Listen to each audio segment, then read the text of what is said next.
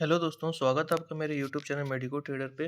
तो आज हम लोग दोस्तों एक नए शेयर का एनालिसिस करना चाह रहे हैं जो कि है दोस्तों मान एल्यूमिनियम लिमिटेड। इसको एनएससी की साइट पे आप यहाँ पे लिख सकते हैं MAANALU। और आप अभी करंटली दोस्तों हम इस शेयर के बारे में सब कुछ जानेंगे कि इसका चार्ट पैटर्न क्या कह रहा है और इसका मतलब कि क्या कंपनी का प्रॉफिट वगैरह क्या है। सब कुछ धीरे धीरे करके इस वीडियो में आप लास्ट तक बने रहें, सब कुछ हम लोग इसमें जानेंगे।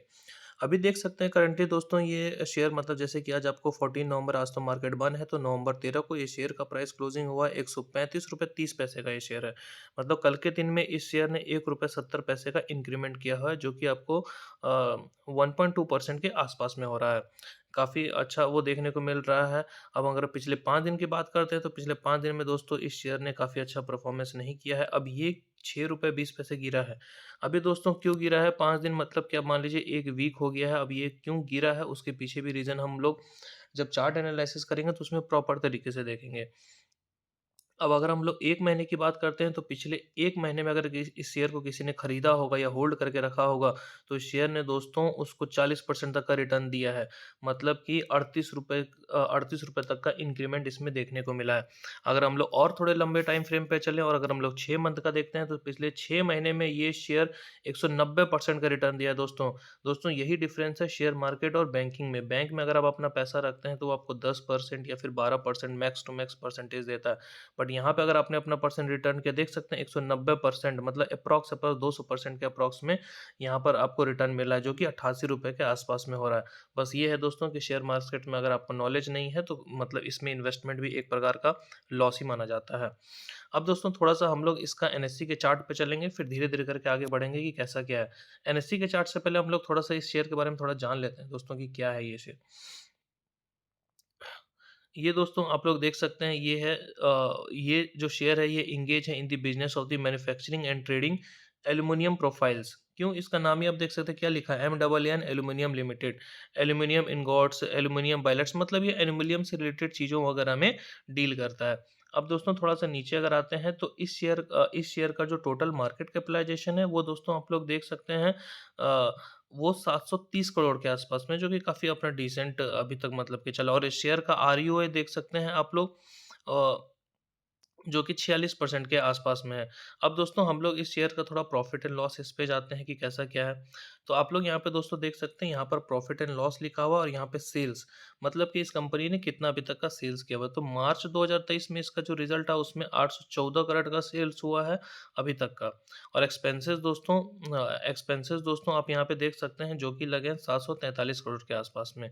तो अगर हम नेट प्रॉफ़िट की बात करते हैं नीचे जाने पे, आप यहाँ देख सकते हैं नेट प्रॉफ़िट तो मिला-जुला के 46 करोड़ का नेट प्रॉफ़िट यहाँ पर, क्योंकि कंपनी को जो भी चीज़ बनाती है तो उसमें फिर खर्चा वगैरह भी उसी प्रकार आता है। अब दोस्तों थोड़ा नीचे यहाँ पर बहुत मस्त चीज़ यहाँ पर है जो कि है कंपाउंड सेल्स ग्रोथ रेट। मतलब कैसा ये बढ़ा, तो 10 साल में ये शेयर 24% का इंक्रीमेंट हुआ है, 5 साल में 13% का और 3 साल में 16% का। अगर कंपनी का प्रॉफ़िट ग्रोथ रेट बात करेंगे तो 10 साल में 61% का हुआ है, 5 साल में 51% का, पिछले 3 साल में अ 87% का हुआ है। अब दोस्तों यही रिटर्न्स ऑन इक्विटी मतलब जिन लोगों ने इस शेयर को खरीद के रखा होगा उनका कैसा यहाँ पर चल रहा है। तो पिछले 10 सालों में इस शेयर ने 25% का दिया है और पिछले 5 सालों में 32% का और पिछले 3 सालों में अगर किसी ने निवेश किया होगा तो 36% का और लास्ट ईयर इस शेयर ने 47% के आसपास दिया है, जो कि काफ़ी मतलब कि डिसेंट यहाँ पे आपको देखने को मिल रहा है। अब इसके क्वार्टरली रिज़ल्ट्स वगैरह पे भी अगर हम लोग थोड़ा-सा ध्यान देते हैं तो क्वार्टरली रिज़ल्ट्स वगैरह भी इनके सेल्स जो आप यहाँ पे देख सकते हैं जो सितंबर 2023 में आया है, वो है 295 करोड़ के आसपास में, जो कि काफ़ी डिसेंट है। मतलब कंपनी एक प्रकार से लॉस में नहीं है, प्रॉफ़िट मेकिंग है। और अगर नेट प्रॉफ़िट की यहाँ पे दोस्तों क्वार्टरली रिजल्ट्स में बात करते हैं, वो दोस्तों आ रहा है 7 करोड़, इससे पहले 10 करोड़ था, 14 करोड़। ये सारी चीज़ें आपको दोस्तों धीरे-धीरे देखने के लिए आनी चाहिए साइट पे, अगर आप मतलब शेयर मार्केट से रिलेटेड हैं, बहुत बेसिक चीज़ है। हुँ। अब दोस्तों एनएससी के साइट पे देखते हैं कि एनएससी के साइट पे इसका क्या सब ये रहा।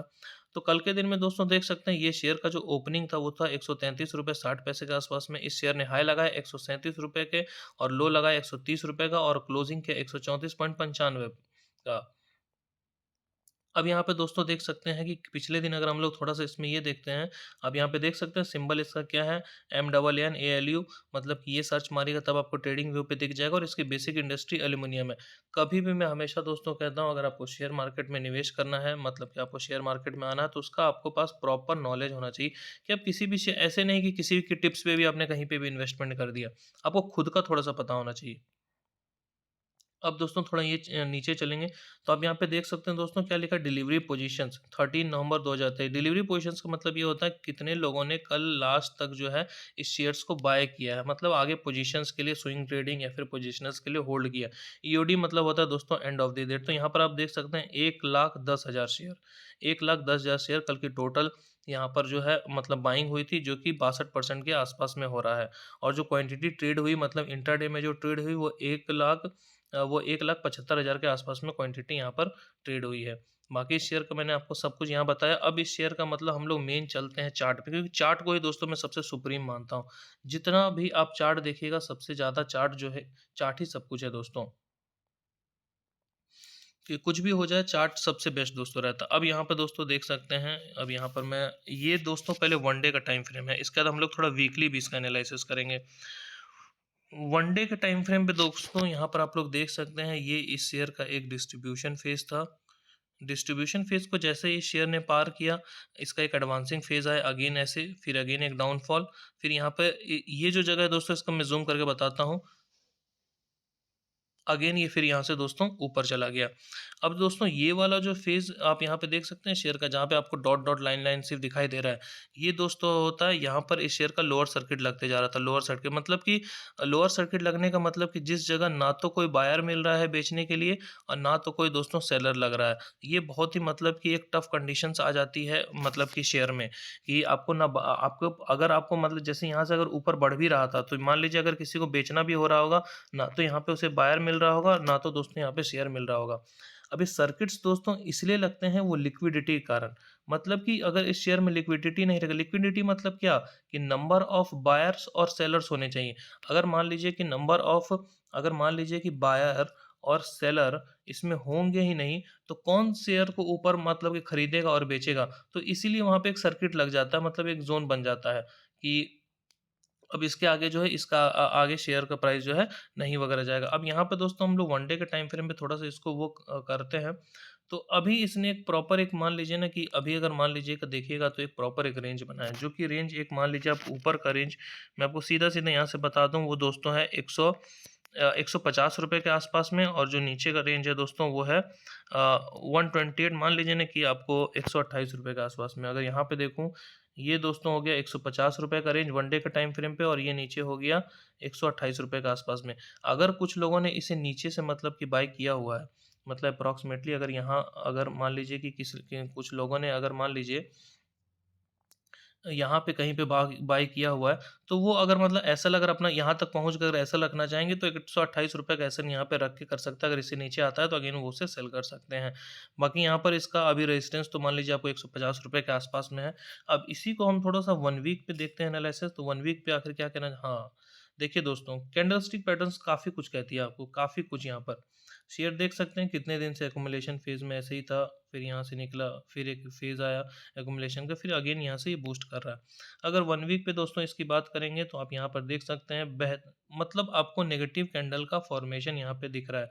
ये जो दोस्तों आप कैंडल देख रहे हैं, ये वाला पहला और दूसरा, ये दोस्तों इसे कहते हैं हम शूटिंग स्टार, जो कि एक बियरिश कैंडल होता है। बियरिश कैंडल क्यों दोस्तों?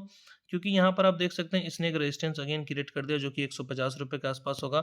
मतलब बायर्स ने प्राइस को यहाँ तक पुश किया, बट यहाँ पर कुछ सेलर्स इतने हेवी हो गए कि उसको वापस यहाँ पे कैंडल को नीचे ले आया।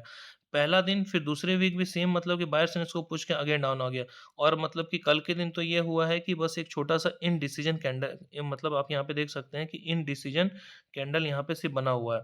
तो अब दोस्तों बहुत ही इंटरेस्टिंग मतलब कि रहेगा कि आगे वाला सप्ताह देखना कि इसमें कि कैसा क्या रहता है। अगर ये मान लीजिए दोस्तों इस वाले प्राइस को 150 के रेजिस्टेंस के प्राइस को अगर ये दोस्तों ब्रेक करता है, तो ये आपको फिर आगे ऊपर एक नया टारगेट देखने को मिल सकता है। बट अगर ये इसको मान लीजिए नहीं ब्रेक करता है, तो ये अगेन ये मान लीजिए कि जो मैंने आपको बताया ₹129 के नीचे आता है, तो एक लोअर टारगेट सबको फिर से देखने को मिल सकते हैं ₹100 के तक के आसपास में। तो मतलब कैंडलस्टिक पैटर्न देखिए दोस्तों यहाँ पे सब कुछ ही बता देता है। जो मैंने कहा था पिछले वीक जो ये शेयर ₹5 गिरा है, क्यों गिरा है? अब यहाँ देख सकते हैं कैंडलस्टिक पैटर्न बार-बार कह रहा है, मतलब कि इस शेयर में अभी न्यू एंट्रीज़ नहीं बन रही है। न्यू एंट्रीज़ दोस्तों यहाँ पर ₹150 के ऊपर ही बनेगी, क्यों? क्योंकि वहाँ पर अभी मान लीजिए रेजिस्टेंस है। हाँ, जिन लोगों ने होल्ड किया है वो अपना एसएल एकदम टाइट रखें और बस उसको मतलब उसी अकॉर्डिंग ट्रेड करें, और मतलब अगर आपका लॉन्ग टर्म है तो फिर इसमें कोई बात नहीं, बट इस शेयर्स में पहले बहुत ज़्यादा सर्किट्स लगा होगा, मतलब कि लोगों के पास प्रॉफिट होते हुए भी लोग उसको नहीं बेच पा रहे होंगे। जो कि मतलब ये बताता है कि एक प्रकार से इस शेयर में लिक्विडिटी की थोड़ी-सी प्रॉब्लम है। क्यों? तभी इसमें पिछले मतलब कुछ महीनों पहले मतलब कि काफ़ी ज़्यादा सर्किट्स पे सर्किट्स लगा है।